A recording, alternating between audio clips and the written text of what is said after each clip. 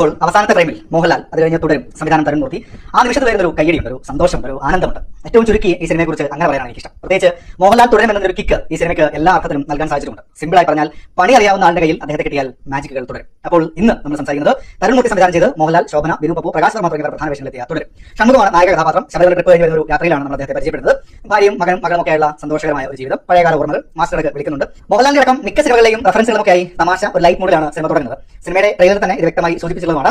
അതായത് അംബാസഡർ കാണുന്നത് ജീവനമാണ്. ചില സംഭവങ്ങൾ ഷൺമുഖത്തിന്റെ ജീവിതത്തിൽ നടക്കുന്നു, അതിന്റെ തുടർച്ചകളായാണ് ചിത്രം മുന്നേറുന്നത്. തുടക്കത്തിൽ ഈ കുടുംബത്തെ എസ്റ്റാബ്ലിഷ് ചെയ്യുന്ന മൊമെന്റ്സ് ഉണ്ടല്ലോ, ആ ഒരു സമയം കൊണ്ട് തന്നെ ഷൺമുഖൻ എന്ന കഥാപാത്രവും നമുക്ക് അത്രത്തോളം പരിചയമുള്ള അടുപ്പമുള്ള ഒരു സ്പേസിലേക്ക് വരുന്നുണ്ട് മോഹൻലാൽ. തരുൺ മൂർത്തി അത്രത്തോളം ലാലേട്ട് ഒബ്സർവ് ചെയ്യുന്നതാണ് എനിക്ക് തോന്നുന്നത്. കാരണം ആ രീതിയിൽ കളർന്ന ഞാടാനുള്ളത് അദ്ദേഹം കൊടുത്തിട്ടുണ്ട്. ലാലേട്ട് അതൊരു താണ്ഡവമാക്കി മാറ്റിയിട്ടുണ്ട്. ലാലേട്ടെ സംബന്ധിച്ച് നല്ല സിനിമകളും വിജയിച്ച സിനിമകളും ഒക്കെ ഈ അടുത്ത കാലത്ത് വന്നിട്ടുണ്ട്. അപ്പോഴും അദ്ദേഹത്തിൽ നടനെ എല്ലാ രീതിയിലും സെലിബ്രേറ്റ് ചെയ്ത് കഥാപാത്രം വന്നിട്ട് എത്ര നാളായി എന്നൊരു ചോദ്യം കൂടിയുണ്ട്. അതിൽ ഉത്തരമാണ് തുടരും എന്നോട് ചേർത്ത് വെക്കണം. അതുകൊണ്ട് തന്നെയാണ് ഞാൻ ആദ്യം പറഞ്ഞത് അവസാനം മോഹൻലാൽ തുടരും എന്ന് എഴുതി കഴിയുമ്പോൾ ഉയരുന്ന കയ്യടിയിൽ ഒരു ആനന്ദം കൂടിയുണ്ടെന്ന്. ഷൺമുഖത്തെ നമ്മൾ പരിചയപ്പെടുമ്പോൾ തന്നെ ഇയാൾ നമുക്കറിയാം എന്ന് തന്നെയാണ് കാര്യം. അവിടെ പ്രേക്ഷകനെ കുറെ കൂടെ ചേർത്ത് നിർത്താൻ മോഹൻലാൽ ഭാവങ്ങൾക്ക് കഴിയുന്നുണ്ട്. ആ ചിരികളിൽ നിന്നും അതിന്റെ ടെൻഷൻ, സ്ട്രഗിൾസ് എന്നതിലേക്കെല്ലാം കൊണ്ടുപോകുമ്പോഴും ഷൺമുഖത്തിന്റെ ഉള്ളിൽ നമുക്ക് കാണാം. ആ രീതിയിലാണ് മോഹൻലാൽ ചെയ്തു വെച്ചിരിക്കുന്നത്. ട്രെയിലർ കണ്ട കളിയും ചിരിയും നോട്ടം എന്നതിനപ്പുറത്തേക്ക് ഒരു വലിയ പരിപാടി തന്നെ സെറ്റ് ചെയ്തിട്ടുണ്ട്. പോലീസ് വാഹനത്തിന്റെ ഗ്ലാസിന്റെ ഇടയിലൂടെ ഒരു നോട്ടമൊക്കെ ഉണ്ട്. ആ ഫയർ നമുക്ക് അങ്ങനെ ഫീൽ ചെയ്യും. കൂടുതൽ പറഞ്ഞാൽ ഞാൻ സീനുകൾ വെച്ച് തന്നെ പറയേണ്ടി വരും, മുതിരുന്നില്ല. ഷൺമുഖന്റെ ഭാര്യ ലളിത എന്നത് ശോഭനയാണ്. ആ ഒരു കെമിസ്ട്രി തുടക്കത്തിൽ തന്നെ നമ്മളെയും സിനിമയിലേക്ക് ഇന്നാക്കുന്നതിൽ പ്രധാന പങ്ക് തന്നെ വഹിച്ചിട്ടുണ്ട്. സെക്കൻഡ് ഹാഫിലും മികച്ച പ്രകടനത്തിന്റെ അടയാളപ്പെടുത്തലുകൾ കാണാൻ സാധിക്കും. ഇതൊരു കഥാപാത്രമാണ്. ജോർജ് സാർ, പുതുമുഖമായ പ്രകാശ് വർമ്മയാണ് ഈ കഥാപാത്രമായിട്ട് എത്തുന്നത്. പരസ്യമേഖലയിലെ പ്രശസ്തനായ വ്യക്തിയാണെങ്കിലും സിനിമയിൽ ആദ്യമായിട്ടാണ് കാണുന്നത്. സൂപ്പർ എന്ന് വെച്ചാൽ അതിരട്ടി സൂപ്പർ. ഫ്രഷ് ഫേസ് എന്നതിന്റെ ഗുണം ഏറ്റവും നല്ല രീതിയിൽ ഉപയോഗിച്ചിട്ടുണ്ട്. ബോഡി ലാംഗ്വേജ്, ഡയലോഗ്സ് ഒറ്റ കാഴ്ച കൊണ്ട് തന്നെ മനസ്സിലങ്ങ് കൊളുത്തിയ പരിപാടി. അദ്ദേഹത്തിന്റെ പ്രകടനത്തിൽ എടുത്തു പറയേണ്ട ഒട്ടനവധി പരിപാടികളുണ്ട്. പക്ഷേ സീരിയൽ കൂടെ പരാമർശിക്കേണ്ടി വരും എന്നതിനാൽ അതിന് മുതിരുന്നില്ല. തിയേറ്ററിൽ തന്നെ നിങ്ങൾ ആസ്വദിക്കൂ. മൊത്തത്തിലുള്ള പരിപാടിയിൽ സത്യം പറഞ്ഞ എനിക്ക് എന്നെ ഫർഗീസിനെ തന്നെ ഓർമ്മ വന്നിരുന്നു. SI ബെന്നി എന്ന കഥാപാത്രമായിട്ട് ബിനു പപ്പുവാണ്. ഒരു സംശയമില്ല, കരിയറിലെ മികച്ച കഥാപാത്രങ്ങളിൽ ഒന്ന്. അത് ഗംഭീരമായി ചെയ്തിട്ടുണ്ട്. അധികാരമായ കയ്യിലുള്ള സമയത്ത് തന്നെ ചില ഘട്ടങ്ങളിൽ ഉണ്ടാവുന്ന വീണ്ടും വിചാരങ്ങളും അമർഷവും ഒക്കെ രസമായിട്ട് തന്നെ അദ്ദേഹം സ്ക്രീനിൽ കൊണ്ടുവന്നിട്ടുണ്ട്.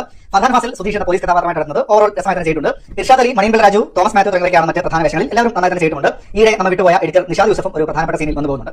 സിനിമയിൽ ഒരു മൂന്ന് സെറ്റ് ചെയ്യുന്നതിൽ എടുത്തു പറയേണ്ടത് ജെയ്ക്സ് ജോയുടെ സംഗീതമാണ്. ഷൺമുഖത്തിന്റെ ജീവിതത്തിൽ സംഭവിക്കുന്ന കാര്യങ്ങളിൽ നിന്നും സിനിമയുടെ ടോൺ തന്നെ ഷിഫ്റ്റ് ആകുമ്പോഴും അത് സ്മൂത്ത് ആയി തന്നെ അദ്ദേഹം കൊണ്ടുപോകുന്നുണ്ട്. സെക്കൻഡ് ഹാഫിൽ എത്തുമ്പോൾ ആ ഇമോഷൻസ് ഇന്റൻസ് ആയ ഒരു ഫീൽ ആക്കി മാറ്റുന്നതിൽ ജെയ്ക്സ് ജോയുടെ പശ്ചാത്തല സംഗീതം പ്രധാന പങ്ക് തന്നെ വഹിച്ചിട്ടുണ്ട്. പാട്ടുകളും കൊള്ളാം. ഷാജികുമാറിന്റെ ഛായാഗ്രഹണം ഇവിടെ ഒരു യാത്ര മുതൽ അതും എടുത്തു പറയുന്ന കാര്യം തന്നെയാണ്. നിഷാദ് യൂസഫ്, ഷെഫീഖ് ബിബി എന്നിവർ ചേർന്നാണ് ചിത്രത്തിന്റെ എഡിറ്റിംഗ് നിർവഹിച്ചത്. വിഷ്വൽസ് പ്ലസ് എഡിറ്റിംഗ് അത് രണ്ടാം പകുതിയിൽ നമ്മളെ കൊണ്ട് പലയിടങ്ങളിൽ കൈയടിപ്പിക്കുന്നുണ്ട്. മാർക്കിന്റെ വിജയം എന്ന് പറയുന്നത് ആ കൈയടികൾ തന്നെയാണ്. ഓഡിയോഗ്രഫിയുടെ ഇതിനൊപ്പം മെൻഷൻ ചെയ്യേണ്ടതാണ്. CG വർക്സ് ഒക്കെ ഡീസന്റ് പരിപാടിയായിട്ടാണ് എനിക്ക് അനുഭവപ്പെട്ടത്. കെയാസുലിന്റെ കഥയ്ക്ക് കെയാസുലും തരുൺ മൂർത്തിയും ചേർന്നാണ് തിരക്കഥ നിർവഹിച്ചത്. കഥാപാത്രങ്ങൾ സോളിഡ് ആണ്. അവരുടെ യാത്ര എന്നത് ഇമോഷണലി സ്ട്രോങ് ആണ്. നായക കഥാപാത്രമാണെങ്കിലും സാധാരണക്കാരായ മനുഷ്യനാണ്. ചുരുങ്ങിയ സമയം കൊണ്ട് അയാളുടെ ചുറ്റുപാടുകളെ പരിചയപ്പെടുത്താനും അവർക്കിടയിൽ ഒരാളായി പ്രേക്ഷകന് കൂടെ ആ യാത്രയെ പങ്കുചേരാൻ സാധിക്കുന്നുണ്ട്. ആ രീതിയിലാണ് ഇമോഷൻസ് ബിൽഡ് ചെയ്തിരിക്കുന്നതും. തുടരുന്ന സിനിമ ആ ഒരു വൈകാരിക തലത്തിൽ കൂടെ പ്രേക്ഷകനോട് ചേർന്ന് നിൽക്കുന്നുണ്ട്. അങ്ങനെ കൊണ്ടുവരുന്നതിൽ തിരക്കഥ പൂർണ്ണമായി വിജയിക്കുന്നുണ്ട്. മോഹൻലാൽ എന്ന നടനെ ആഘോഷിക്കാൻ കാത്തിരിക്കുന്ന മലയാളികൾക്കിടയിലേക്ക് ഷൺമുഖൻ എന്ന കഥാപാത്രമായി ഇറക്കി വിടുമ്പോൾ ചിരിക്കാനും കണ്ണു നിറയാനും കൈയടിക്കാനും ആനന്ദിക്കാനും മാപ്പ് വിളിക്കാനും ഒക്കെയുള്ള സാഹചര്യങ്ങളെ അടുക്കി വെച്ചതിന്റെ മിടുക്ക് കൂടെ പറയണം. കൂടെ അപ്രതീക്ഷിതമായി പ്രകാശ് വർമ്മയും ബിനു പപ്പും. മഴയും വെയിലും ഇരുട്ടും കാടും ഒക്കെ കഥാപാത്രമായി തന്നെ ഇറക്കപ്പുണ്ട്. കണ്ടു കഴിയുമ്പോഴും ആ കാഴ്ചകളും ഇടങ്ങളും അത്ര പെട്ടെന്നൊന്നും മനസ്സിൽ നിന്നും പോകുന്നുമില്ല. ഉള്ളടക്കത്തിന്റെ കൈയിറക്കത്തിൽ വീണ്ടും വിജയിക്കുന്ന സംവിധായകന്റെയും അഭിനേതാക്കളുടെയും ടെക്നീഷ്യൻസിന്റെയും തുടർച്ച ബോക്സ് ഓഫീസിലും ഷോകളുടെ തുടർച്ചയിലേക്ക് മാറുന്നതിൽ ഒരു തർക്കവുമില്ല.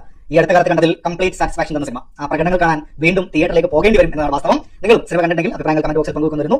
വീണ്ടും മറ്റൊരു സിനിമ